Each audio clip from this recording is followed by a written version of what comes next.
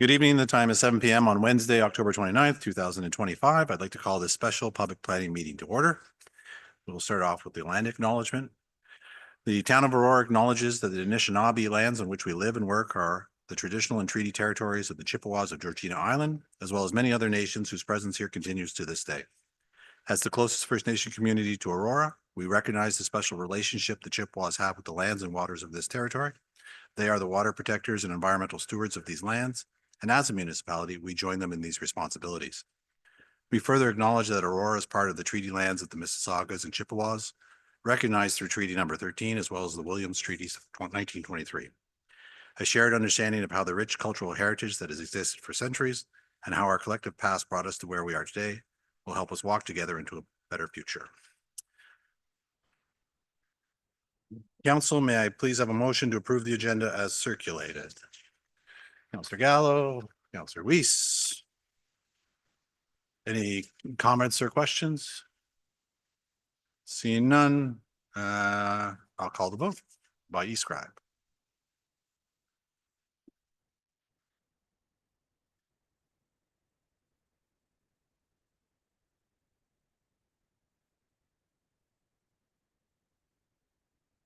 Councillor Gardner? Councillor Gardner is a yes. That carries. Are there any declarations of pecuniary interest? Seeing none, we'll now move on to the reading of the public planning statement.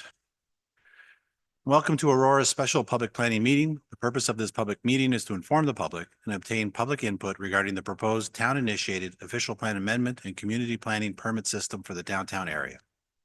For the planning application that will be considered by council tonight, the following process will occur. Town planning staff and the consultant will outline the purpose of the planning application being considered. Following these presentations, members of the public will be invited to offer their comments or concerns respecting the item, virtually or in person, and may speak twice for up to 5 minutes each time. And following comments from members of the public, I will then ask members of council for their comments. It is very important that the town receive the correct names and addresses of individuals having an interest in the planning application. Therefore, if you plan to speak to council at this meeting, or if you wish to be notified of any further council or committee meetings concerning the application being considered, you must complete a planning interested party and speaker request form available on the town's website at aurora.ca/planning notices, or contact Planning and Development Services by email at planning@aurora.ca, or complete a green interested party form and leave it with our committee coordinator sitting at the front. Under the Planning Act, only the applicant has the right to appeal any decision of council on a planning application to the Ontario Land Tribunal. This public meeting is being audio and video recorded. Names, addresses, comments, and any other personal information are being recorded according to the Municipal Act and the Municipal Freedom of Information and Protection of Privacy Act. This will help our town clerk prepare accurate minutes and to create a record that is available to the general public, including the town's website. Questions about this collection should be directed to the town clerk of the town of Aurora. I'll now ask the deputy town clerk to confirm that notifications to the public occurred as required by the Planning Act. Thank you, Mr. Chair. Respecting item 5.1, report number PDS 25-103, official plan amendment and community planning permit system, downtown community planning permit bylaw, file number OPA-2025-08. A notice of public planning meeting was published in multiple cycles of the local newspaper, posted on the town's website, sent by email to all interested parties, hand delivered to local property owners, and posted physically in the downtown area. Public notification has been provided in accordance with the Planning Act. Thank you very much. I will now ask Marco Ramuno, our Director of Planning and Development Services, to begin with the presentations. Thank you, Mr. Chair and Council. So I and town staff, planning staff are excited to bring this initiative forward. This is a town-led initiative, our community planning permit system. And so through council direction a number of years ago, we embarked on the study, and this is our statutory public meeting to receive input on the draft downtown urban design study. And you'll hear a lot about that from our town staff and our consulting team. They both have presentations. So again, this is an exciting initiative. I'll turn it over first to our staff, Adam, Rob, and Dania, who will provide a brief overview of the of the initiative, and then we'll turn it over to our consultant team led by Warren Price of Urban Strategy, who has a detailed presentation regarding the urban design study, and then we can turn it over to public comments. So I can ask Adam and Dania to start. Thank you.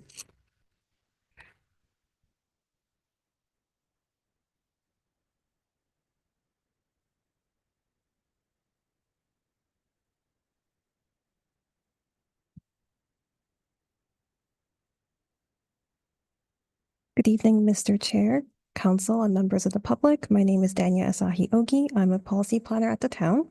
Tonight is the special public planning meeting for the official plan amendment and the community planning permit bylaw. I'm sorry, if I can just get you to either come a little closer to the microphone or speak a little louder. I think we're, at least myself, having a little hard time hearing you. Is this better, or should I get closer?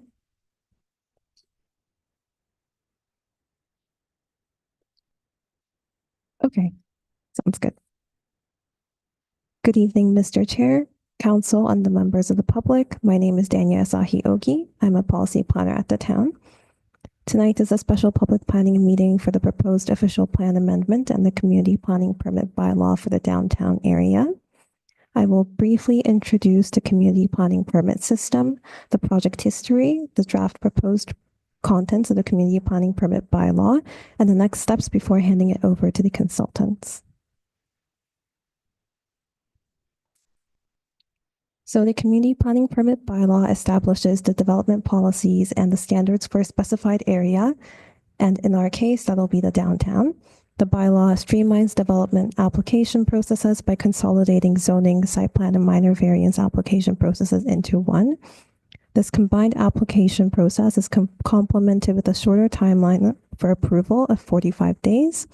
The proposed bylaw area is demarcated by Temperance Street to the west, Center Street to the north, Victoria Street to the east, and approximately 70 meters south of Church Street to the south. The approval of the CPP bylaw will repeal the current zoning bylaw within the downtown, and the CPP bylaw will then become the primary land use tool, setting the development standards for the area.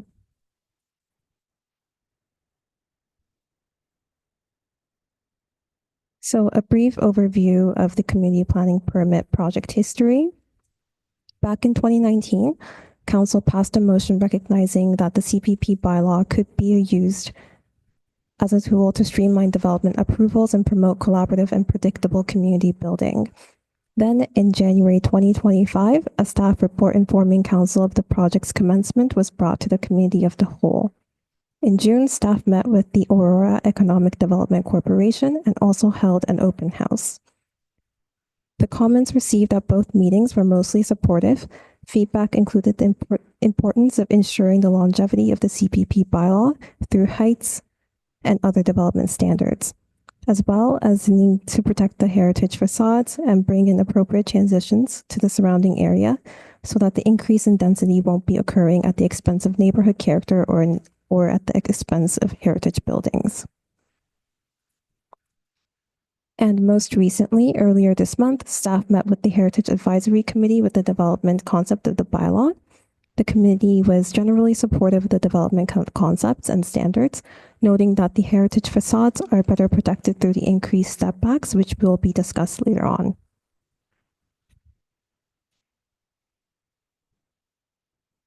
The permitted uses under the proposed CPP bylaw will largely mirror the permitted uses outlined in the current zoning bylaw, and the policies that will be in the CPP bylaw will be informed by the Downtown Urban Design Study. Drawing from the recommendations provided through the study, the bylaw will incorporate policies on, but not limited to, the continued preservation of heritage buildings and facades, the use of high-quality materials such as stone, wood, and brick, screening of loading spaces and rooftop mechanical equipment, increases in height that are complemented by significant increases in step backs, and the enhancement of the pedestrian realm. The bylaw will also incorporate policies on conditions of approval, which can be used as a tool to enforce urban design standards and require community benefits, such as affordable housing and the allocation of purpose-built rental units. The proposed CPP bylaw will categorize development applications into 3 classes: with each class having a varying application process and approval process. The table on the slide breaks down the application class. Class 1 being a standard application with no variations to the policies outlined in the CPP bylaw. Class 2 is a minor variation application with variations of up to 10% or variations in design and materiality. Class 3 is a major variation, which includes any significant variations, such as increases in permitted heights. For Class 3 applications, the approval authority will be council, which will require the applicant to present to council for approval. The passing of the CPP bylaw will also grant a 5-year freeze for major amendments, subject to council discretion. To wrap up, the next steps for the OPA and CPP bylaw would be to review and integrate the comments received from the special public planning meeting.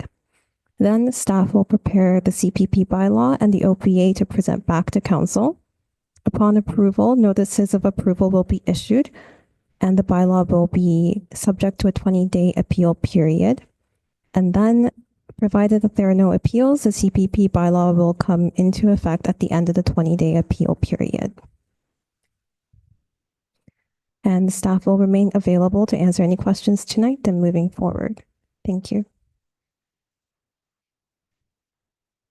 Thank you very much. I'll now call up Warren Price.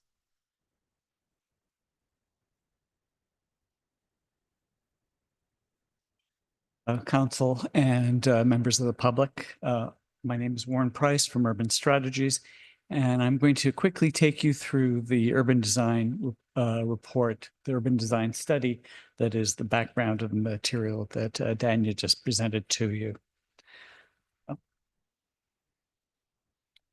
We wanted to begin with an image of Yonge Street that is historic, but we think this image is still relevant today, that your downtown is still central to who you are. It's central to your commercial life. It's central to your identity. Of course, Aurora has grown and become a much more broader, sophisticated place than just this main street. But it still, I think, retains a very important part in the history and the identity of your community. That remains its role today. Many of these assets continue to endure.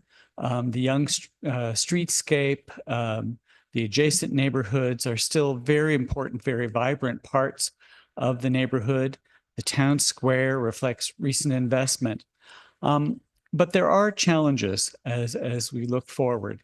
The impact of the automobile has begun to erode the experience of some of the streetscapes. There's a great deal of surface parking, which also, although parking is obviously required, the form and nature of that parking can erode the experience. And there are opportunities that can be taken advantage of, such as the mid-block connections that connect from Yonge Street back into the heart of some of the blocks. What this map does is it kind of puts together all of the kind of existing conditions that were kind of important for us to develop our understanding of your downtown. So you can see it consolidates a lot of different patterns, including patterns of use, where residential development is, where commercial development is. It's really very much a mixed use downtown. So you can see the areas in pink where you have mixed use buildings. There are open spaces and institutions.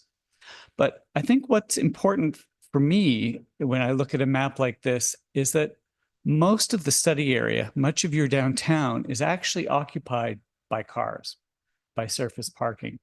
And in a sense, it's full, unless you begin to think about how to potentially reposition those cars. And that the other thing that jumps out for me is that there's a lot of very small, very irregular shaped parcels in downtown. And so there's a lot of great ingredients, but there's a couple of conditions in here that as we think about the future of downtown, if those patterns of land ownership and those patterns of parking begin to evolve, a lot of the things, such as the historic fabric, such as the vibrancy of the public realm, can be protected, enhanced, improved over time. So what we were asked to do specifically was to analyze the opportunities that we see in the downtown, looking for opportunities around intensification, connections, and placemaking. We were asked to model opportunities, specifically a number of sort of options or scenarios that we could collectively understand. And then from those from those models, glean development standards and criteria to inform the community planning permit system. So as the basis for those options, we created this diagram. We call the framework for change. So it's very similar to the existing conditions diagram I just showed you. It also shows kind of where the historic buildings are. It shows where the parking lots are. It sort of steps back from the definition of where the parcels are and begins to suggest different patterns of how you might consolidate sites and also begin to coordinate and integrate patterns of movement with regards to parking lot access. So the parking access you can see are the arrows in blue. Improved pedestrian connections are the arrows in green. And this became the kind of game board or the kind of base case for which we then looked at a number of options. We started with what we called the as of right development concept. So what that means is that under the existing planning policy today, we asked ourselves what would be possible if before we proposed any changes at all, if we were able to consolidate sites and to implement this new pattern of parking access, what would be the development yield and what would that look like? So you can see some of the statistics here. It's about 120,000 square meters of new development, approximately 1,100 new residential units. I mean, we're estimating here. A density of about 1 to 3 floor plate index, and a height of 5 to 6 stories, which is currently permitted, with a step back of 3 meters above the 3rd floor. So that's what you can do on Yonge Street today in the study area. And this is a computer model that just sort of shows what that might look like. So we were sort of maxing out the potential development under this within reason, we felt. This is the view from the north, looking roughly south down Yonge Street. And this is the view looking up Yonge Street from the south. And so that became our kind of base case, the thing that we were able to measure and compare our options against.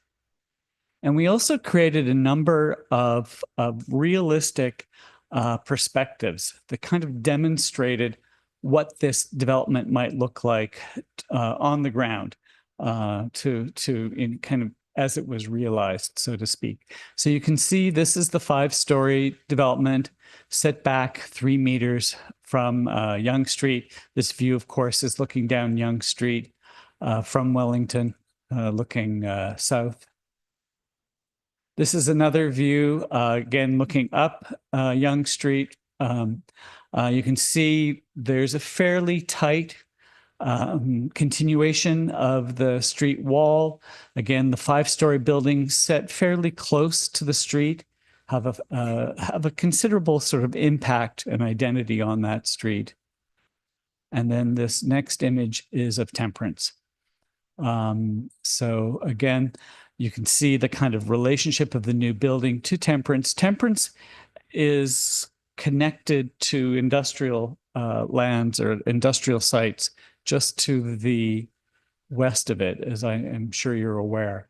And so that the kind of expression of the building kind of reflects that setting as well.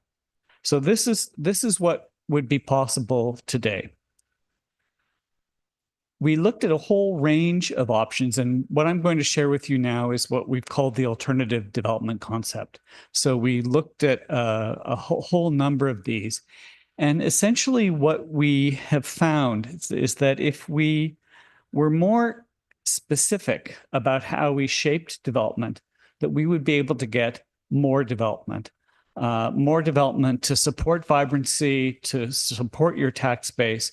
But if we shaped it carefully, we could actually diminish its impact, particularly on the historic fabric on Yonge Street, so that it would actually feel smaller but deliver more. So you can see, and I'll show you those images in a moment, but in terms of the statistics, you can see that the amount of development's gone up to about 135,000 square meters. The density is going up to potentially 4. And in a few strategic sites, the height of buildings have been raised from 5 and 6 stories up to 9 stories.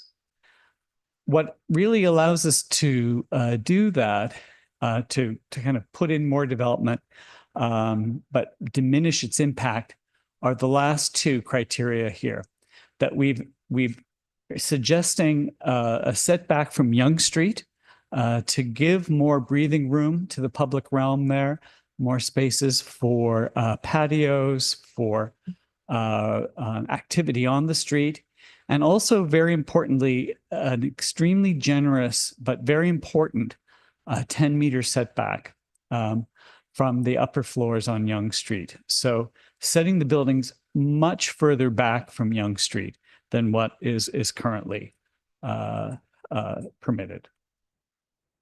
And so again, these are comparable views. So from above, you can see it doesn't look too much different from the other views that I shared with you before. You can see there's a bit more variety in kinds of units proposed. So you can see the addition of some townhouses, for example. But overall, a little bit more development. But when we look at the actual experience on the street, this increased development is not apparent. That it's pushed further back. That the life of the street is supported. Their shadows are diminished. This next view, rather than having the new buildings come right up to the property line, that they've been pushed back another 2 meters to create that kind of space for vibrancy and activity at grade, and that the buildings above have also been pushed back further so that their presence is diminished. And I'll show you a slide that compares these in a moment. The height is apparent on Temperance Street.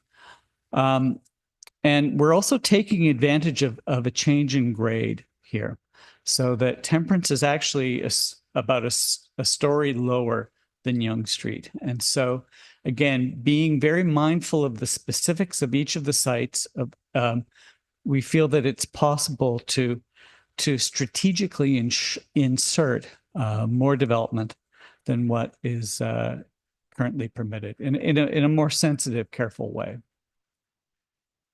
So this is just a comparison of those 2 concepts.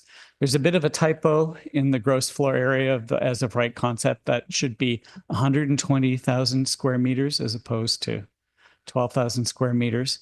So you can see a not insignificant increase in the amount of development possible. But when we're looking at the images, I would argue that the alternative development concept proposes a gentler, more gracious urban experience than the as of right concept.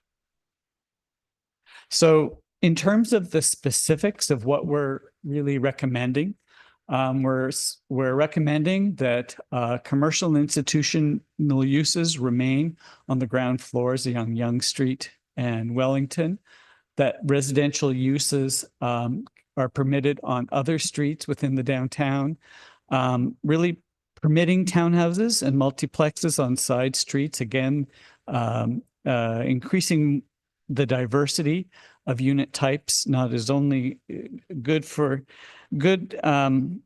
to provide a range of development opportunities, but also kind of respond to an opportunity for a range of different kinds of folks who may want to live in your downtown. And we're also recommending that major variances be permitted only where they should require council approval to be permitted. In terms of those setbacks I mentioned, we're suggesting setbacks from 2 to 3 meters, increasing from 3 to 4 meters along Temperance, and in terms of the building heights, you see the darker and redder the color, the taller the building. So ranging from 3 stories, 2 to 3 stories in the yellow, up to 9 stories in the dark red at the very at the northwest corner of Yonge and Wellington. Some of the other details in our report reinforce that framework that I showed you at the beginning of my presentation, reinforcing the mid-block connections, introducing laneways, really promoting parking to be realized in different ways, integrating that with loading and servicing areas, screening mechanical areas, and continuing to apply the current design guidelines that you have, all of course to preserve the heritage features and the heritage experience of your downtown. Thank you. Thank you very much. That concludes the presentations. We'll now open it up for the public portion and invite members of the public to speak. And please remember to kindly state your name. You'll have 5 minutes and you'll hear a tone when 1 minute is remaining and a final tone when your 5 minutes are up. At the moment, we have 2 registered speakers. First up is Rocco Marcillo. Rocco, come on down.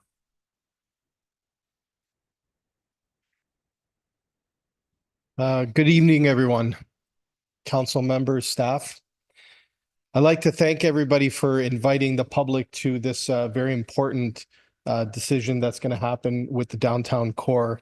My name is Rocco Marcillo. I'm an Aurora resident in the Northeast Heritage District, and I also represent the Old Aurora Ratepayers Association in that district as well.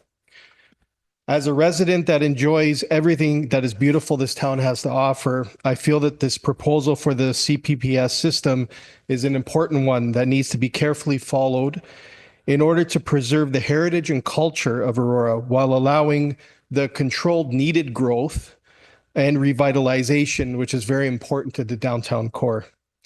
Staff have done an excellent job identifying the key values and the areas in which we can improve on current zoning and nailing down a plan that can be utilized to allow all residents to enjoy the downtown core for many years to come. That being said, I'm in full support of the alternate development concept and locking down development to a controlled system. The fault I find in the main as of right plan, which you've seen on the screen, is the setback of the 3 meters. I feel that the 3 meters is going to be very overcrowding to new development. It's going to make the downtown core more of an eyesore with all the buildings coming in. And also, we're very concerned with the structural integrity of the heritage buildings. The 10-meter proposed offset with the alternate development plan is going to provide more stability to those buildings. It's also going to provide a more open feel to the downtown core. And the massing and the stories being increased is really not really a factor anymore, considering that we're stepping everything back gradually. I believe every 3 stories is another 10 meters or something along those lines. In summary, I hope that the mayor and councillor will support the alternative development concept in the CPPS report. I thank staff and council for doing such a great job putting this together. Thank you Thank very you. much. Next up, we have Sean Dean.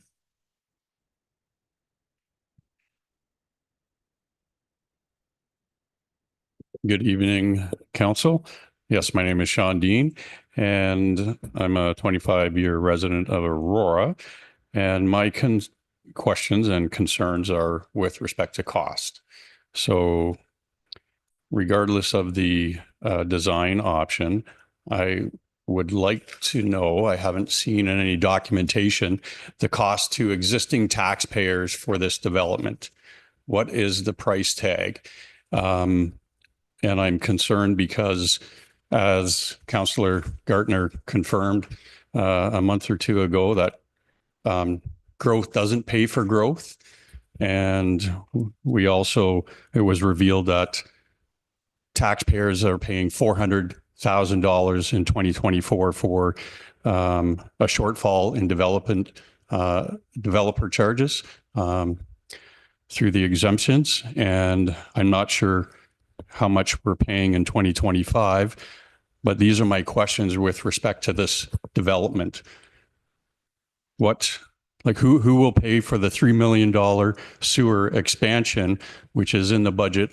And I don't know if it's going to start next year, but this whole development requires a $3 million sewer expansion. So unless there's funds available, that would be coming from existing taxpayers and reserves.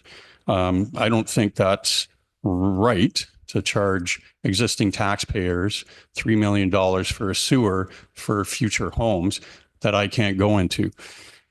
There's also a new parking lot required for this development. So not sure who's paying for that. Part of this, this Bill 108 that was introduced 6 years ago and we're now taking action on. And I'm concerned that no one's buying right now either. Strong mayor powers were issued to build 1,600 homes a year, and we've only built 550 homes in 5 years. So I'm not sure if there's already buyers for this new development, but that's a concern. The bylaw says that there's a community benefit charge for all the landowners of 4% per permit. So it could be multiple permits. So will that 4%, do we have consent from all the landowners that they've agreed to pay 4% for every permit? Has that been part of the study, or is this going to be a surprise to the landowners? And taxpayers own a $7.5 million property on Yonge Street. So are we also going to pay 4% on top of that land purchase for these community benefit charges? So these are my questions, and I would love to have answers. And also with these development charge exemptions, right now, developers, and I'm not sure which development it applies to, but they don't have to pay development charges interest-free until occupancy. So if this is a 5-year plan and developers are exempt until occupants move in and the economy's still poor, I'm just concerned, where's the money coming from? And how much do existing taxpayers have to pay for this? Because we've already incurred big debt from Town Square and the gym. So I'm not looking to have my taxes go up, and having it confirmed that growth doesn't pay for growth, it's just a concern. And I'm not sure if you're providing answers tonight. Thank you for the time. Thank you. Are there any other members of the public who'd like to come forward? Please, Angela.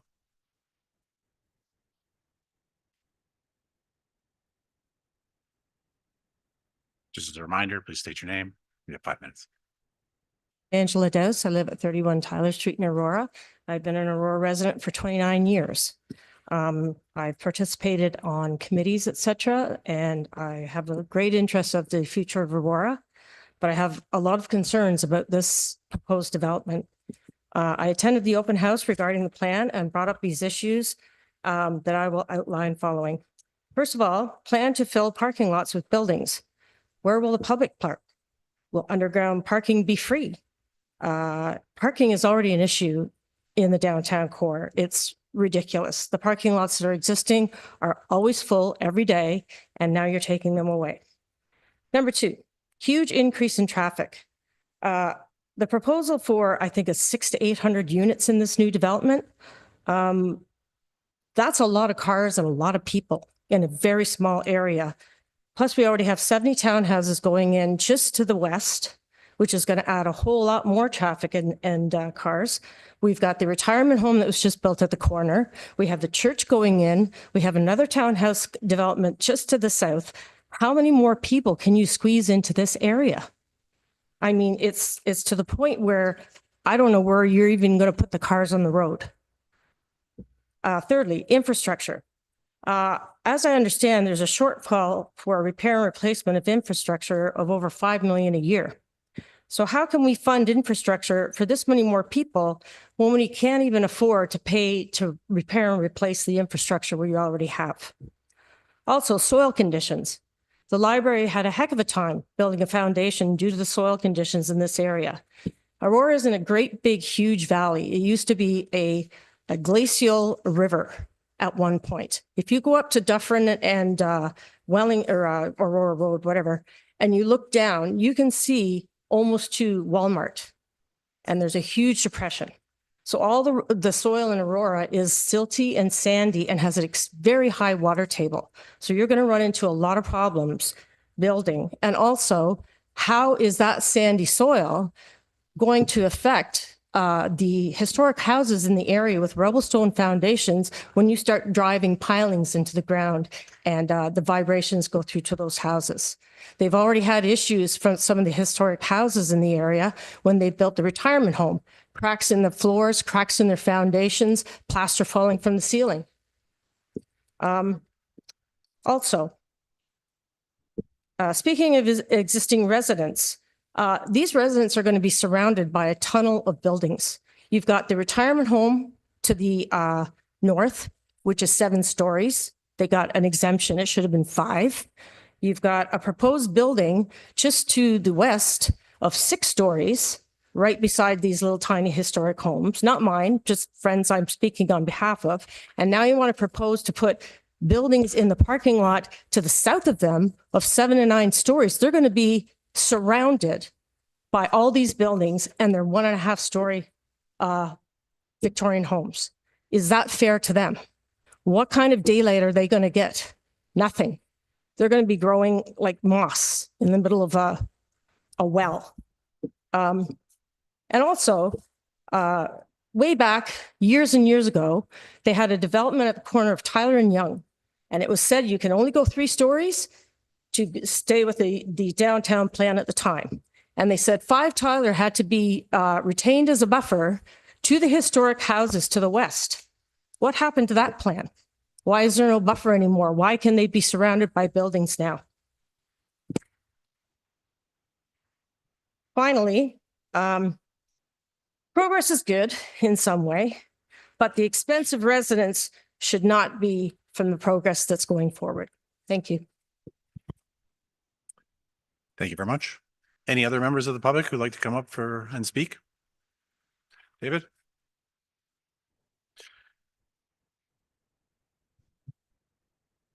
Good evening, members of council. David Hurd, 64-year Aurora resident, and with deep roots, historical roots all the way back to 1802 with my family. This is, I'm sure I expected this tonight, a little bit of a touchy subject. I'm not going to read from a speech. I'm going to do what I always do at council, speak from the heart. It's a tough situation because right now, I mean, I look at the downtown core where we're at, and there's no doubt the downtown core is struggling. It is, it's not vibrant. I would say some people aren't going to like this. Times it's not clean. It's not a place I feel like I want to shop because there aren't destinations. I believe destinations that are successful in business are places that build community. And I don't think barbershops and dentists are really community builders. So what do we need? I mean, we need a vibrant space that people live and they work and they play. Can we gain that right now with the present downtown core? Well, I'll tell you, I've been involved in the downtown, with historic tours, and I've worked and volunteered with merchants downtown, and just to be down there. Matter of fact, for about 22 years, I've been doing this, starting with the Aurora Farmers Market when it started in the downtown core. The farmers market, my understanding, was to help enhance the downtown core and support business, et cetera. And not that it was a bad idea, but we moved the farmers market to Town Park. And I've done pop-ups over the past few years before COVID and watched on a Saturday morning doing a pop-up, waiting for the traffic to come over on a Saturday morning from the farmers market.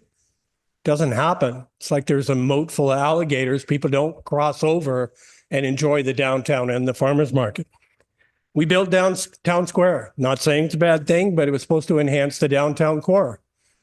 Still not seeing that. What I'm seeing is a downtown core that it's just not a pleasant vision. I think we need density down there. I think we need people need to live down there. I used to live downtown in the 1980s and worked locally. I dream for that day again. Hopefully soon I'm praying to retire. I'm a new business owner and building something that does a lot of programming in the downtown core area. I want to see the downtown core do well, to be vibrant. But I also want to see the history preserved, the facades protected. And, that look is a powerful look. Our downtown core has character, but it has a story. It has an incredible story of us impacting not just local economy, but global economy. And I think we really need to take a look at this. I hear all the points of all the residents. I really do. We need to find balance. Right now, the present system isn't working. We need people who, living there increases safety and pride in your community. Right now, we don't have a lot of that. Supporting the businesses, if you look, you've got the town park area in the northern quadrant, but to the backside of it, I don't really see a lot of residents that people are going to walk in abundance and support the businesses. We need a walkable community and really attractive community built businesses in those retail stores that we've talked about. But we need residences without a question. Maybe some affordable housing too while we're at it. Maybe that could be the bigger plan if we're going to do this. We need housing and we need people that can afford housing. Working with the region, maybe working with the province and working with the federal government. I'm in support in the protection, like I said, of the facades and those sightlines to remain and our story to be preserved. We need density. Thank you. Thank you very much. Any other members of the public that would like to come forward and provide comments? Any members who have already spoken once would like to come and speak again? Seeing none, if there are no further speakers, I'll now close the public portion of the meeting. Council, may I have a mover and seconder to put the item on the floor for discussion? Councillor Weiss, Councillor Kim. Any comments or questions? Councillor Gardner. Thank you, Mr. Chair. So with respect to Temperance, I don't know how much parking we have there now, but that's going to be an area for parking along the street. Could somebody tell me again how tall the buildings are going to be facing those homes on Temperance? Did somebody say 9 stories? Want me to direct to Mr. Rock? Warren, if you don't mind coming up for this portion. I'm sure there'll be a few other questions, so rather than you go back and forth. The facade right on Temperance is 4 stories. And then that steps up with a series of setbacks, ultimately to 9 stories. So it's not 9 stories pushed right up against the street wall, that's actually set back. And that is the maximum along Temperance, that actually as you move further south along Temperance, the heights actually reduce. That's great. How wide, long are the setbacks?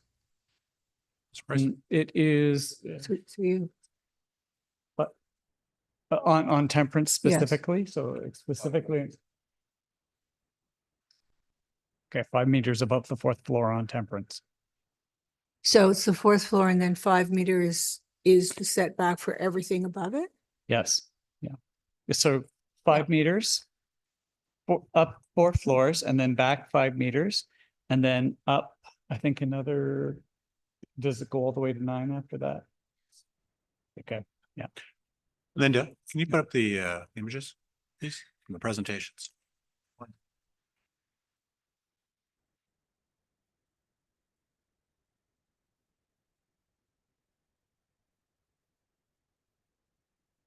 Talking about the property at Temperance and Wellington. The second or third last slide.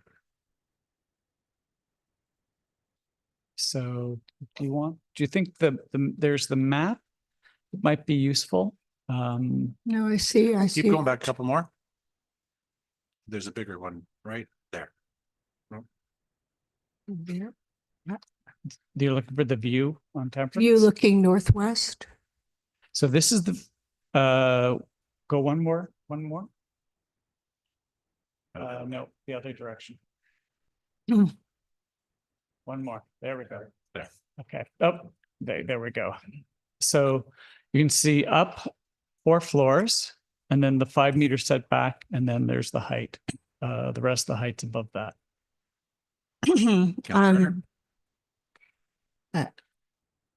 To me, that's because you have small homes.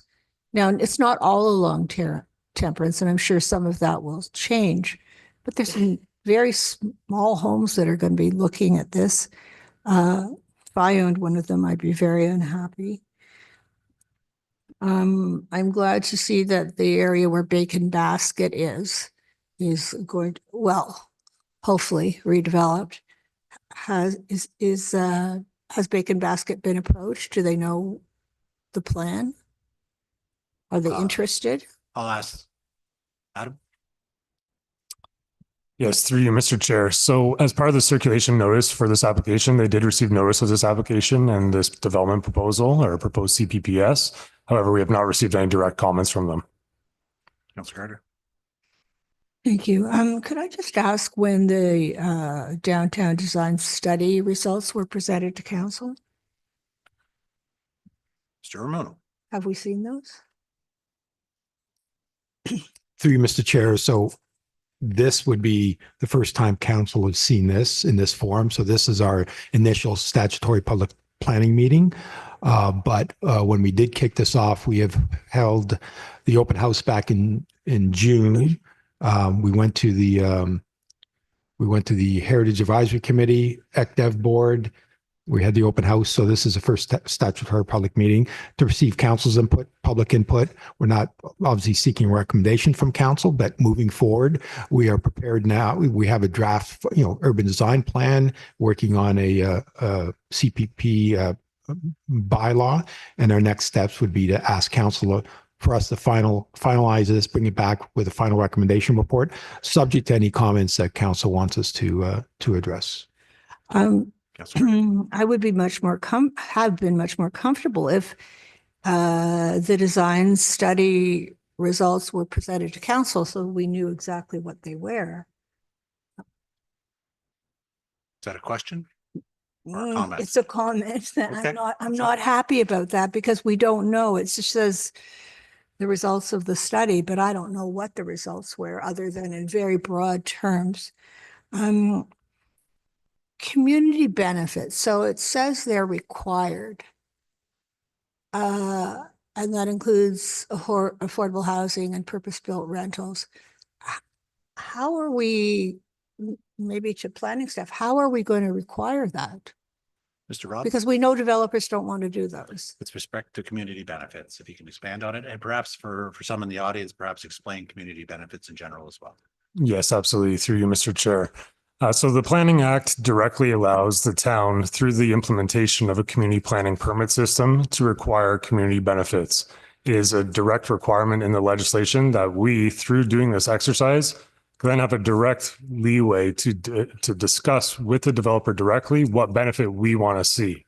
I know discussion was spoken from the public in terms of servicing or the parking lot, of course, protection of our heritage facades, affordable housing.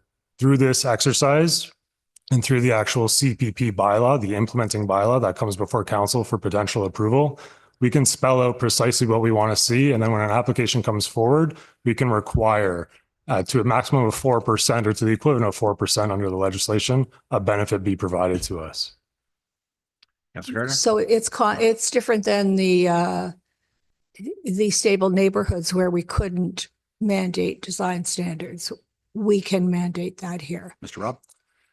Yes, through you, Mr. Chair. In my professional opinion, that is quite honestly a benefit of a community planning permit system. I spoke about this at our Heritage Advisory Committee on October 6th, earlier this month.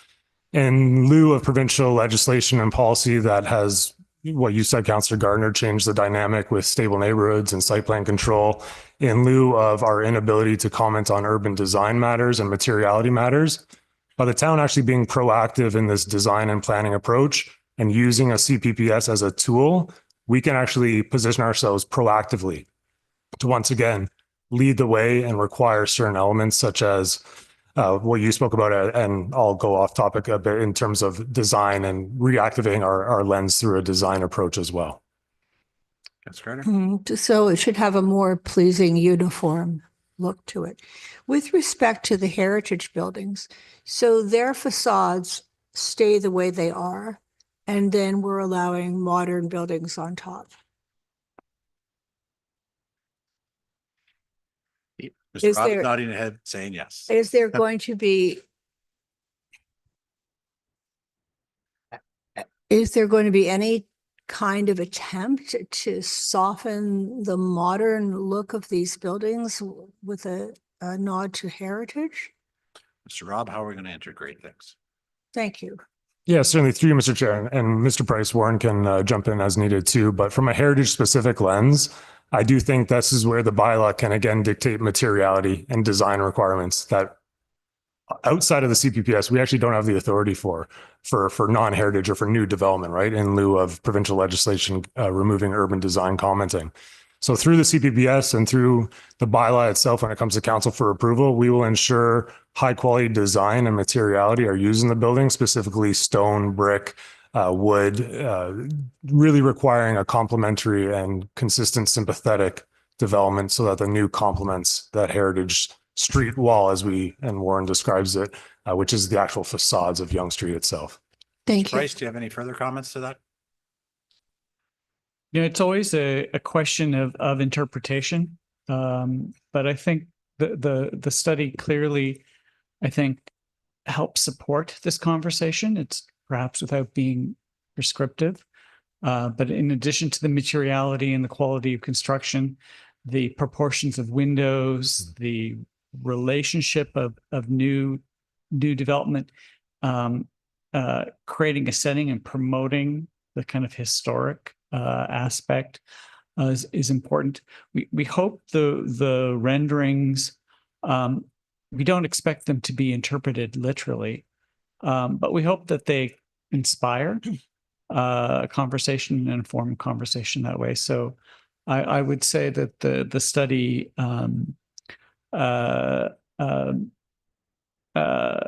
will help inform a conversation, but ultimately there will need to be ongoing discussion as to exactly what the right design is. Thank you. Could staff please answer Ms. Dow's comments and Mr. Dean's? Mr. Runo? Through you, Mr. Mayor. Or Mr. Chair, sorry. Just to provide some context with respect to this, urban design study, community planning permit system, it's really dealing with sort of the actual design of the built form. We've seen with the alternate concept, it's providing a slightly bit more density than the as of right. So just keep in mind that our current official plan, the promenade designation that goes back to 2010, permitted as of right, up to 5 stories in this downtown historical area, 5-story buildings. So that growth that was contemplated back in 2010, we're just taking the next step here. As you heard, both Warren and Adam mentioned that with this tool, it's streamlining the process, but it's also putting us in a position where we can set the conditions where we're able to achieve, a proper, high quality urban design in the way of elevations and step backs and the look of the buildings. However, the growth, we've already contemplated that dating back to 2010. Quite frankly, even prior to that, the zoning within this stretch of the historic downtown, you probably remember this as well, Councilor Gardner, the existing zoning permitted as a right 5-story buildings, even prior to 2010. So we're not really seeing more significant growth through this. We're just setting the conditions, and the developers, the landowners, they'll be paying for, any of their construction, any improvements as well with respect to any of the existing infrastructure that I think the one speaker mentioned. That's part of our promenade streetscape design, replacing some of the infrastructure under Yonge Street currently, the sewer work. That was contemplated in our capital budget, a number of years ago, and it's all required to achieve our long-term growth forecasts, which again were established back in 2010. Councilor Gardner. Could I just ask you, you're talking about underground infrastructure, is that under the repair and replacement banner? Is that from our reserve fund? Yes, I think it's, don't quote me on the fund, but through our promenade streetscape capital project, not only are we dealing with the public realm, the improvements to the sidewalks along the stretch of Yonge Street, street furniture, lampposts and all that, but the underground infrastructure being the sewer pipes, storm pipes and water pipes need to be upgraded because they are, they're 100 years old, if not more. Yeah. Referring to what Ms. Dow said, so I'd like to know how we're going to pay for that and how much it's going to cost, and is it going to come from the reserve fund? Is there money in the reserve fund? I just like that at a future date, please. We have a budget meeting on Monday. Is that included? Yes. Okay. And Mr. Dean also mentioned the DCs should be paid at occupancy. Is that, I think that's common. Oh. It's Bill 17. Mr. Bruno. So through you, Mr. Chair, Councilor Gardner. So that's new legislation. I can't remember the bill from the province to sort of, spur more building activity. Currently, development charges are collected either at the subdivision agreement stage or at the actual building permit stage. New legislation is looking at deferring that to occupancy of buildings. It's not waiving development charges. It's, we'll collect it just the same, but at a later date. Thank you. I'll let other speakers. Right. Councilor Gall. Do you have questions for Mr. Price, or should I ask him to sit down? I do actually. Okay, great. No, thank you. Generally speaking, if I understand this whole concept is, we're looking at putting some guardrails in place to manage how development is done downtown. And maybe it's a bit of a give and take in terms of, we'll give you a little bit more height, but push back the building. And it appears to be, to me, somewhat of a look and feel exercise as well. And when I look at these images, I can get a sense of them. And although, something that's architectural architecture is subjective. Someone may not like something modern against an old building. I particularly like that, who ultimately makes the decision. In the world of AI and doing things a little bit easier and quicker, I would have really liked to seen some type of a fly through or a walkthrough of these streets to give us a sense of what does 10 meters look like at 8-story versus 30 meters at 9 stories, or 10 meters at 5 stories versus 30 meters at 9 stories. And maybe that can still be done for council and the public. I believe it would be very, very helpful, because ultimately, you know, I feel like that's the big decision we're making. What are we allowing to take place in our downtown that will never be changed? Let's get it right. Let's see what an average person would actually see if they were walking through in these various scenarios. I can't imagine it's that complicated, or maybe it is and I'm wrong, but I would hope everyone would agree that it'd be very helpful for us to see that imagery. And maybe through you, Mr. Chair, if there's any possibility of that happening. Mr. Price? Oh, the leadership of Marco and Adam. That's currently not part of our scope, but it's not, as you say, it's not unusual to do that. The benefit of having a still image is that you detail just what you see. The fly through means that you begin to detail much more.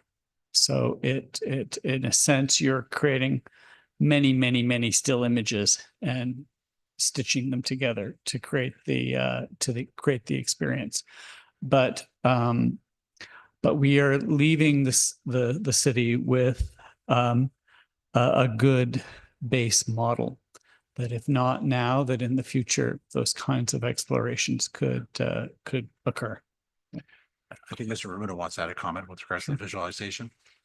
Certainly. Thank you, Mr. Chair. Just as Mr. Price mentioned, I think the consulting team spent a lot of time on those renderings to deal with those still photos, the images of the architectural detail and just how they're set back from the street and the feel, you know, if you're looking at it, what it would look like from the perspective of standing there on Yonge Street or on Temperance. You know, the 3D fly-throughs, it's something that we've done in-house at a smaller scale.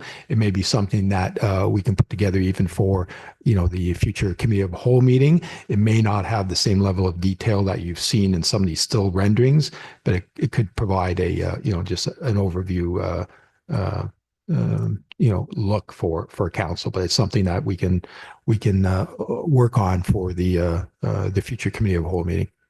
Councilor Calvin? Thank you. I mean, I don't know about everyone else, but I certainly would find that helpful. I bet the public would love to see that, especially anybody living in that area. I'm sure they would love to see what the different scenarios would look like through a short video. And the details don't have to be great. Even certain massing could be there. Are there any examples through you, Mr. Chair, that you're aware of that we can compare this to? We're certainly not the only, you know, town in Ontario, at least, that has an old downtown core and is trying to revitalize it, and development is happening. Are there any examples that you could refer to that either compares the 10 meters and whatever height, or the 30-meter push back? To me, I in my, you know, looking around and seeing and visiting, I don't recall buildings pushed that far back, but I could be wrong. And maybe this is unique and maybe it isn't unique, but it would be very helpful if there are other examples out there. And, you know, if a fly through isn't done with this, maybe we can do a drive through of an existing location where there's similar application. Mr. Price? The setback is generous, right? It is more than what might be typically pursued. But we feel the depth of the development block is sufficient to accommodate that. And so essentially what you're doing is setting back the height of the building 20 meters. And for example, in downtown Yonge Street, that's equivalent to the setback for the towers on Yonge Street. So it is a very aggressive setback that we're recommending, but we think with good reason. because of the preservation of the street is of such importance. Other places that you could look at might be the town of Oakville, places and other places that are perhaps being formed new, like Port Credit in Mississauga, are two places that come to mind. But there are other. They're not as directly. If they're looking for the kind of standards and details, even to go to Yorkville, which of course is a much higher density place, but I think the quality of the architecture and the strategies, Yorkville itself can also provide a good example. But you have to, we're not proposing 20-story buildings, but that the articulation of the base and the relationship of the street to the facade and the quality of the public realm, that I think aspiring to that level of finish, I think is something you should consider.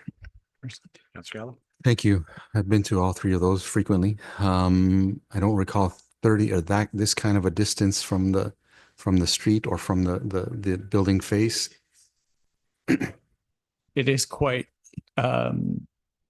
it is trying to find I'm trying to find a word that's not aggressive. Aggressive? Yeah. But it is big. Like we basically said to ourselves, okay, so we need a viable floor plate. How far can we push that back and still have the viable floor plate? And that's basically how we came up with the 2 5-meter setbacks. Yeah, and the imagery for me, through you, Mr. Chair, would be very helpful, because I can appreciate, what is a viable floor plan for the maybe at a minimum for the developers that eventually build here. But I don't want to ignore. To me, when I first saw this, I said, "Wow, it looks awkward to me, pushed that far back." I don't visually get the rationale, because closer to the street, to me, doesn't denigrate the historical aspects of any of those buildings. Again, maybe if I did a walkthrough and I saw it, and I could visualize it a little bit better. I wouldn't want to create something that its foundation is, because we're trying to establish a particular floor plan, or that we did it so far to protect something that now looks very awkward. So I'm not entirely convinced. Maybe some more imagery might change my mind, but we got to get this right, because once we do it, we're not going back. And once if we get everybody on board, which is already difficult, even though it's our decision, we want there has to be a group effort towards this. And there's been a lot of good comments even from the owners on this street. But we got to get right, and we're in that direction. But for me personally, there's some work still to be done. Thank you, Councilor Gallo. Councilor Kim? Thank you, Mr. Chair, and thank you for staff and Mr. Price for tabling our CPPS. It's been a long time coming, and I can see light at the end of the horizon. I participated in the June open house. It was very enlightening, and got a chance to dialogue with a couple of residents as well as the owners. And this is fantastic in that it does streamline the 3 levels of applications, and so that the time frame to get this application through is a lot swifter. I appreciate that. Through you, Mr. Chair, to staff, it's important that this permitting system, this fast tracking, it's going to benefit. It's going to be a win-win for residents, business owners, the property owners, and the town. So what was the general feedback from those stakeholders? Was it generally favorable to what's being presented to us, the alternative as well as the as of right options? Mr. Rob? Yes, through you, Mr. Chair. So there was a variety of comments provided. I would say the underlying consensus is a general level of support. I think, specifically when we went to the Heritage Advisory Committee, I'll start there, the most recent sort of form of engagement. There's certainly a desire to see those step backs and see that significant of a step back, because it does provide better protection of the heritage facades, and it does allow for that sort of heritage Main Street feel to be preserved.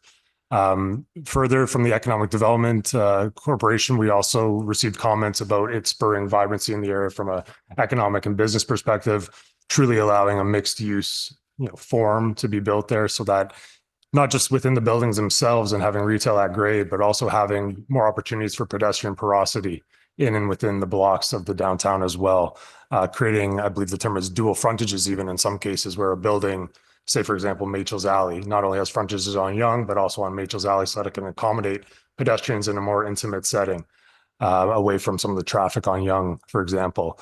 Thinking of other comments, of course, there are comments regarding traffic, like we heard tonight, matters such as density at large, things like making sure the adjacency to neighboring residential properties are, of course, accounted for. And we did certainly take those into consideration through this alternative design approach that was presented here tonight. Again, trying to strategically locate the densest or tallest building as far away, generally speaking, from the neighboring residential, being it on that sloped portion of land between Yonge and Temperance, and not directly adjacent to a residential use. In terms of traffic issues, I'll say quite frankly that we're encouraging walkability in this area. It's within a strategic growth area as part of our downtown. It's part of the Yonge Street corridor. It's connected through bus rapid transit. It's within a walkable distance to our GO train. I know it is certainly still an evolving area, but we are hoping to make it more walkable, and this exercise does help that. And I hope that generally summarizes some of the key main points, but happy to discuss any further. There is. Thank you. And I personally prefer the alternative option, mainly because it offers more flexibility and incentivizes owners to make the necessary changes to make the downtown more vibrant and walkable, and certainly makes a business case to do that.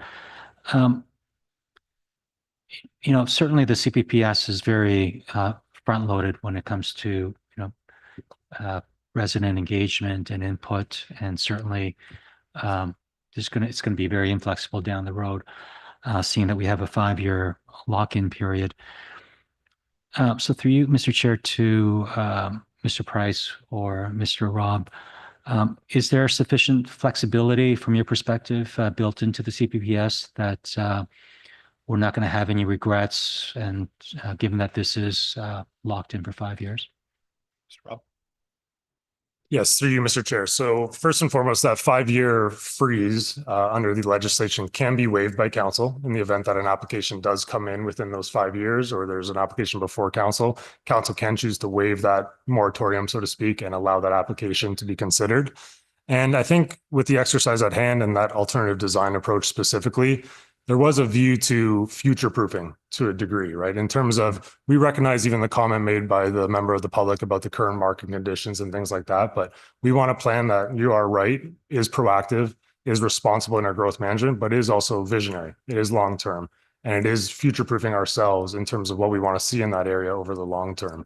The way we've also structured the CPPS at this stage, and what will be highlighted through the bylaw once it comes for implementation itself, is the class system as well, the tiering of development applications within 3 classes. So in very summary terms, class 1 would be matching our framework to a T, no variations required, and that's relatively simple.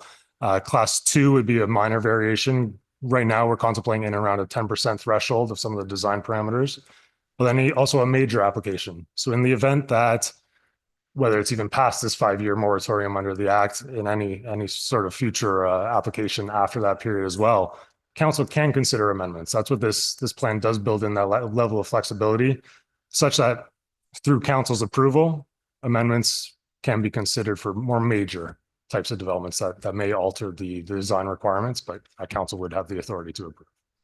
That's okay. Thank you. And you segged yourself right into my second last question, which is the class system here. So through you, Mr. Chair, to Mr. Rob. So when you have a class 3 application where there's a major variation, a usage change or additional floors, can you walk me through what that's going to look like, given that we have a CPPS system? Are we going back to, the application going to committee of the whole and then council? Can you walk me through that? Mr. Rob? Yeah, so essentially it would follow that process, not too dissimilar from any other sort of amendment. The planning application that council does, go through the public meeting and then the approval through COW, just because it would be so major, right? So the class 3 would still involve, at the bare minimum, the CPPS class 3 application as well as an OPA, because the OPA is what actually triggers those parameters such as a boundary adjustment or such as an increase in height. So the two kind of work hand in hand, in that the OPA, the official plan amendment, dictates the policies that the CPPS then implements. So if a major application came forward that proposed a real deviation from the development standards, such as an increase in height or a further amendment to the boundary, for example, something major, it would be an OPA as well as a CPPS class 3 application.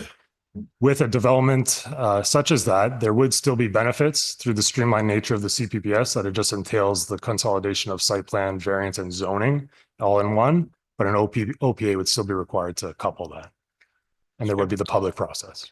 Wonderful. Thank you. And through you, Mr. Chair, my last question, not to get into the weeds, but on the class 2, when it states minor variation of design and materiality changes, because there's no number to it, how does staff determine what's a minor variation?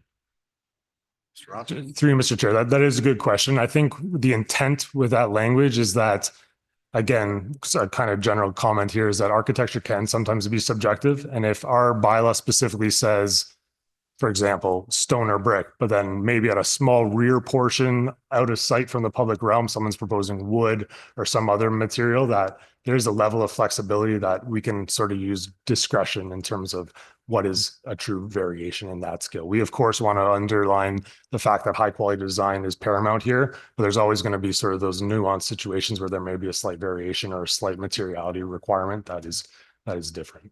Yeah. Okay. Wonderful. Great. Thank you. Councilor Weiss.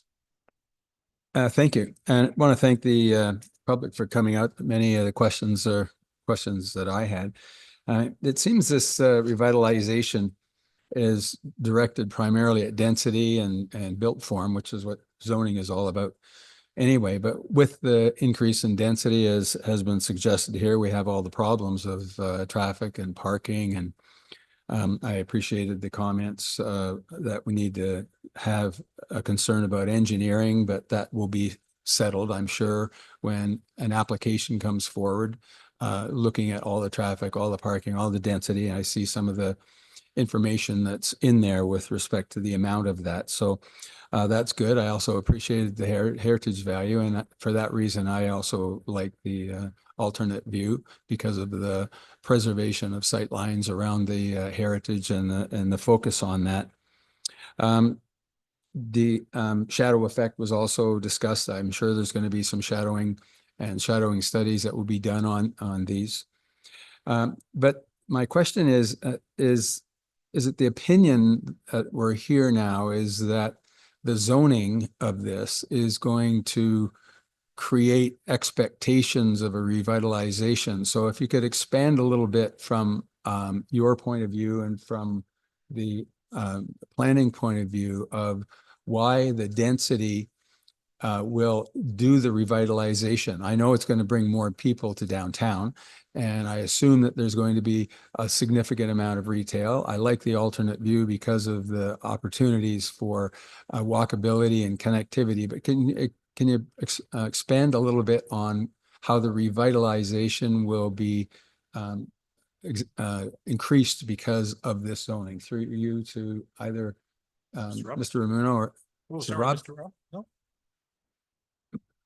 Yes, through you, Mr. Chair. So I think a fundamental principle in terms of planning, and again, my planning opinion is that it's beneficial to have, and I think a member of the public spoke about it too, eyes on the street. I think density in itself and the live, work, play sort of philosophy is all about adding a core principle to the revitalization efforts, and that people live there, They can shop there. They can enjoy restaurants there. They feel vibrancy. It does animate the street itself when people are walking, when people are safe, when people are, again, enjoying themselves in terms of a centralized location. And again, not to get too planning jargon, but that's sort of the premise of a strategic growth area, right? It's about adding density that is connected to transit, that has access to employment opportunities, commercial opportunities, health opportunities, social opportunities. And that's really what our downtown corridor is about, as well as I will even go farther to say sort of that east-west corridor from, Yonge or this area all the way to the MTSA as well. Good. Mr. Romano, further?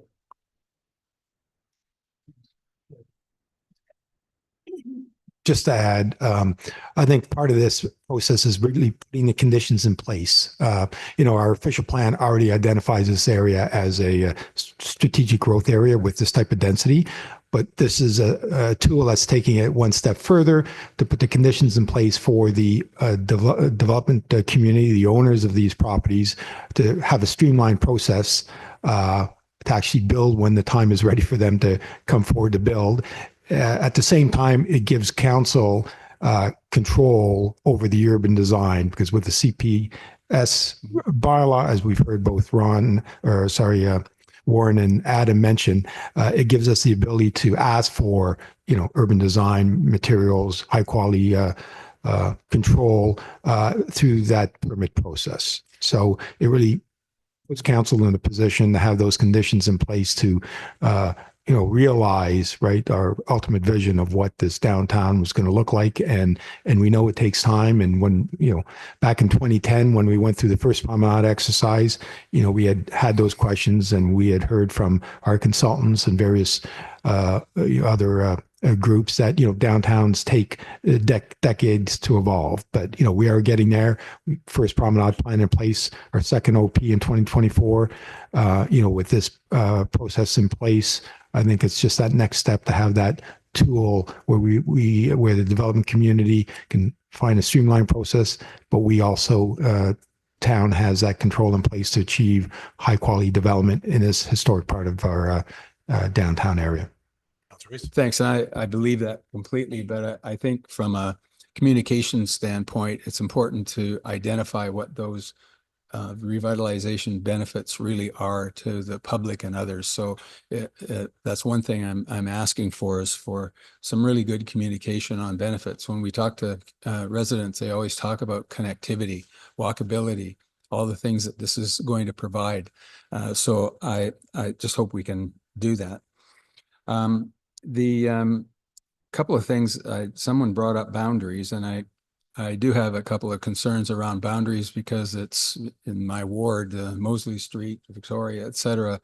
And there's a couple of homes that are really concerned about the boundaries on Mosley Street and what's going to happen to them. I think they think that something will be usurped from them as opposed to an option for them. But I think that has to be considered, the interests of those residents who are within those boundaries, and that are residents in the area. They're of course going to be concerned about traffic and parking and all the other things that happen with increase in density. But I think it's a communication thing as well. And with respect to boundaries, there's also some homes on the east side of Victoria and south of Mosley that aren't included in the boundaries. And so is there going to be some flexibility about this yet? Or are those boundaries absolutely set right at this point? Through you, Chair, to one of the gentlemen here. Mr. Rob? Yes, through you, Mr. Chair. So on the first portion of your comments, you're absolutely right. Like, I mean, this application or this proposal doesn't take away any rights from an owner just to stay as is, so to speak, as well.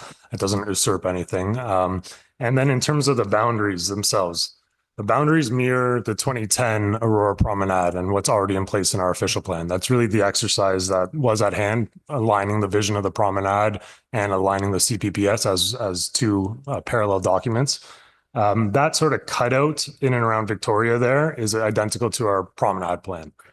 If any boundary adjustments were to be considered by council, I would defer to the question earlier in the night regarding the class different classes of application under the CPPS, and for council to consider that through an OPA at the time, because it would also be an OPA to reflect the 2010 Aurora Promenade plan that's already in place. Okay, thank you. Yeah.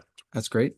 I also have some concern, I guess, about the delegated authority in the class 1, class 2, particularly class 2, and you have 10%. And my question was, and Councillor Kim, I think, tried to ask the question, and maybe I didn't get the answer that he was looking for, but I'm interested in what the variances that could be. And I think you talked about materials and a variety of things, but that 10% being delegated to the director of planning, and no offense, because Mr. Ramuno and the planning department, I have great respect for, but when we're delegating authority, then sometimes how is 10% identified? It may even be better to be 20%. I'm not sure, but how is 10% identified?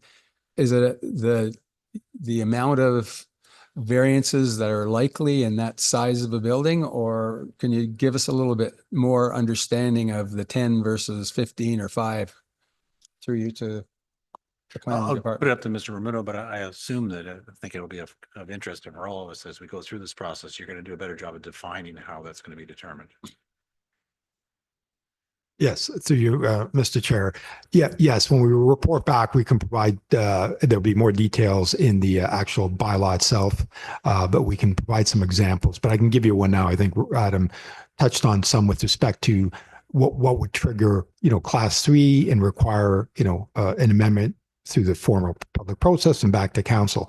The class 1 is basically an application comes in and they meet the intent of the final bylaw, and there's no variances required. A class 2, where there would be some discretion provided to me and Adam and staff, would be, for example, if something comes in and, as Adam mentioned, they may want to change use of some type of materials, and we would work with them with respect to sort of that 10% variation. That really applies to not necessarily height, because that would be considered major, but a setback or a step back of the building. So there may be, phase 1 comes in, and in that particular location of the building, the way it's configured, they can't meet that 5-meter setback, right? Perhaps they're coming in and it's 4 or 4.5.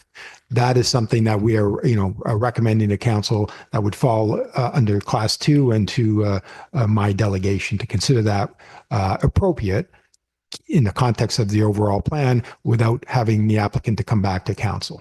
Great, that's satisfactory for me too. And someone brought up the boundary also from Bacon Basketware, and then an opportunity for revitalization of the downtown area because of that property. And I go, again, it's not for sale, and there's nothing there that can be done about it right now. But again, that's an example of a boundary shift you could take if that became available, if there was interest in doing something that was unique in that area. So I'm fine. With respect to streetscapes, there's nothing in here regarding the streetscape. Is it outside of the purview of this because it's a zoning bylaw amendment? Because I think that's also another issue that we have to contend with flow through traffic and a variety of other things in that area between Wellington and Church Street, for example. So could you comment on that, either of the planning people, through you, Chair? Rob? Yes, absolutely. Through you, Mr. Chair. Good point. And this is a zoning exercise. It's certainly intended to complement what's being done in terms of the streetscape work as well. We do also have SEMA Plus here as well, if there's any questions in that regard. But in very short order, this is a zoning exercise looking more at the built form and the design elements of the buildings themselves. One important note, though, is that, again, through the CPPS and through the community benefits that we can require under the CPPS through this tool, things like landscaping or streetscape enhancements or any other community benefit can also be used as a tool under this as well. Just want to point that out. Great, thank you. Councilor I'll Rees, yield the floor. Thank you. It's time. Councilor Gardner? Mr. Chair, to whoever, when we had plans, design plans for Yonge Street, we couldn't, and street furniture, we couldn't put trees there because of the underground infrastructure. So will there be an opportunity when we redo the infrastructure to plan that in? Mr. Rono? So through you, Mr. Chair, no, a good question. And that kind of leads to Councilor Weiss's question with respect to, we've got a concurrent study going on led by Nancy Fleming, our manager of engineering, conducting our promenade streetscape study. And that is dealing with the public realm, the road, the young portion of the Young Street, the sidewalks that the town owns, the street furniture, the look of the public realm. Well, so she's in the middle of that study. That'll come forward I believe, in the new year, and with capital projects to improve the actual streetscape. This study is dealing with the private side of, through the zoning and the built form of the future privately owned buildings. But again, our consultants are working closely with our Promenade Streetscape Study consultants as well. We're part of the same team, SEMA, the engineering firm, that are involved in the Promenade Streetscape Study. So there's two separate projects going in, but they're working together, and they're integrated with respect to the look and feel ultimately of Yonge Street, both from a public realm and the private side as well.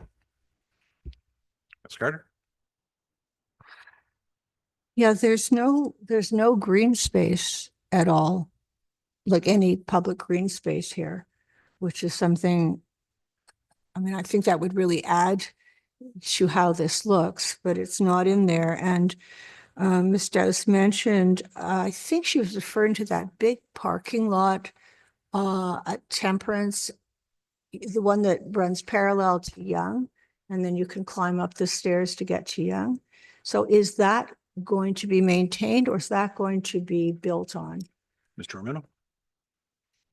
So through Mr. Chair. So again, yeah, from a green space standpoint, I mean, as we know, it's an urban context, so there isn't much there, and there will be very limited green space, but with the intent of providing a little extra setbacks along Yonge Street, provide that a more vibrant streetscape with patios, etc. But with respect to our promenade streetscape study, they are looking at planting, possibility of planting and street furniture, etc. With respect to That parking lot? yeah, the parking lot. So that is covered within the study area and part of the promenade land use plan. As council's aware, and many members of the public, portions of those parking lots, not only on Temperance but on Victoria, are municipally owned. Right. So what will be built into bylaw and any future development agreement with the applicant would be an agreement where the surface parking lot may be built upon, but there'd be agreement where the municipality will want to secure those spaces that we currently have at grade within the building, within a parking structure. So that will be built into, parking provisions will be built into the bylaw, that at the development stage with any given developer where there is a municipal parking lot, whether it's on Victoria or Temperance Street, yeah, the ultimate goal is to have more of a built form, eliminate the surface parking, get those parking spaces underground or at, within a parking structure. But obviously, if we're giving up any land and parking spaces, we'll want to secure those spaces within the building, private building, but they would be public spaces, and we would have public would have access to those through the appropriate agreements and easements.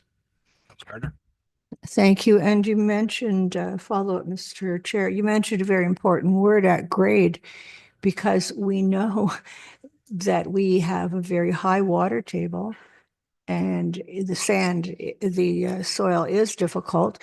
So building underground parking is going to be problematic. Just comment? I just don't know how we're going to provide parking, but the heritage foundations were mentioned, but not, so how, I know sometimes that they have been damaged on the west side of Yonge around Tyler. So what are we going to do about that? Because we've got 15 designated heritage properties along the first two blocks on Yonge Street. Like, how are we going to protect that with the building? Mr. Rob? Yes, through you, Mr. Chair. So it is a fundamental principle of the CPPS to preserve those heritage buildings. I think that's made clear as well by the step backs that we have discussed.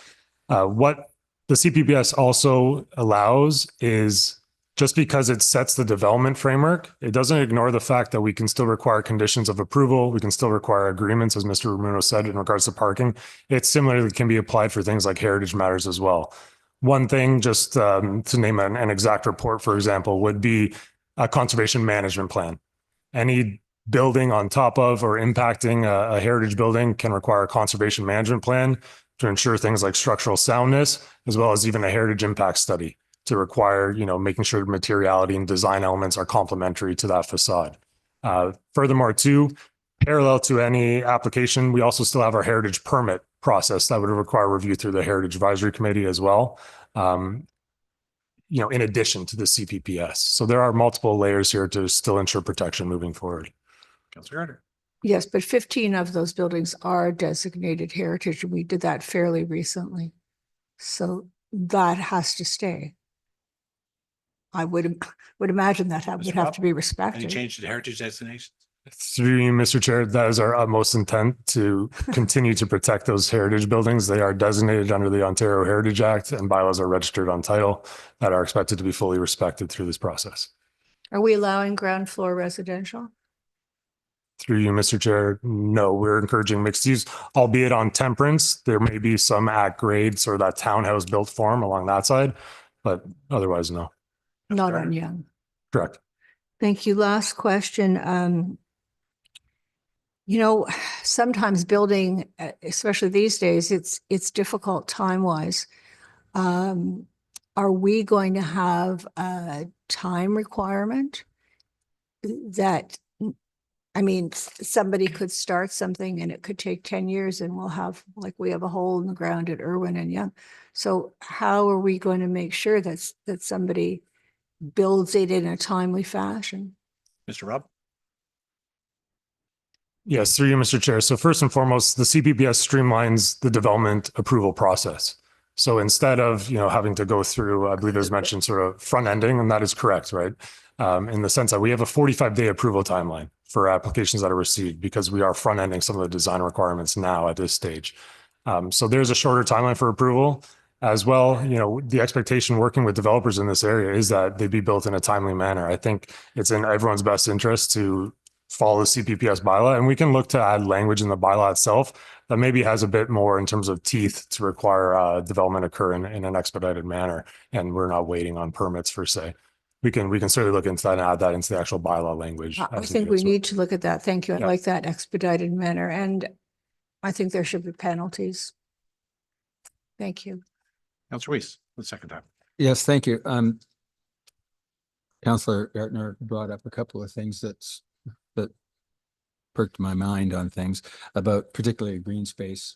And I've seen some, because of the step backs, there may be some opportunities for green space on the step backs, because we've seen elevated green space and that's valuable too. But the other thing is the protection of heritage. There's pre-construction evaluations. I know when we had the issues at Town Square, that there were some residents in the neighborhood that had some issues around the vibration and all the rest of it. And so as long as we have pre-construction evaluations that are being done on all of those buildings around, including some that may not be heritage, I think that's another consideration we should have.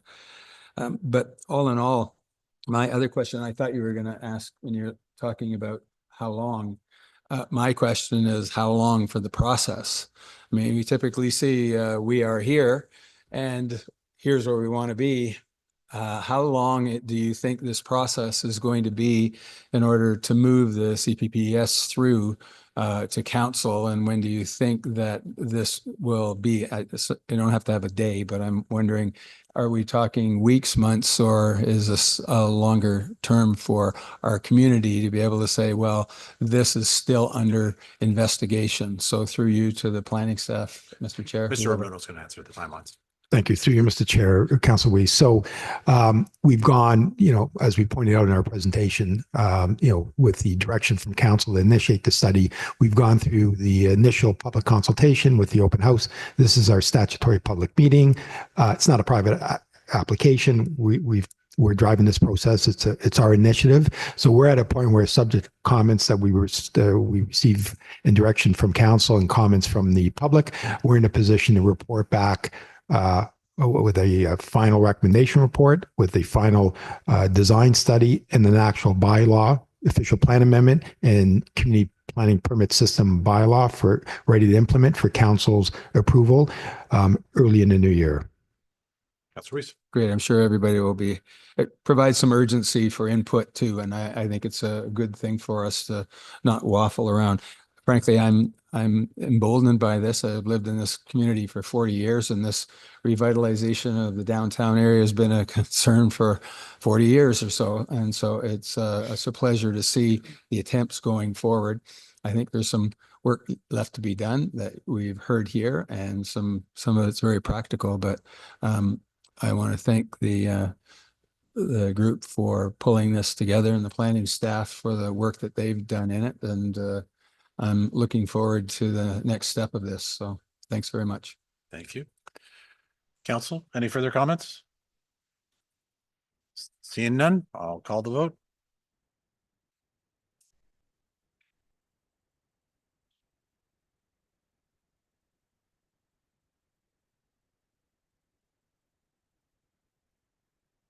That carries. May I have a motion to for the confirming bylaw by Councillor Gallo, seconded by Councillor Gardner. All those in favor? Carries. And then finally, a motion to adjourn to go watch the Blue Jays. Councillor Gallo, Councillor Kim, all those in favor? Motion carries. We're adjourned. Thank you, everybody, for coming out tonight and attending and providing your comments and feedback.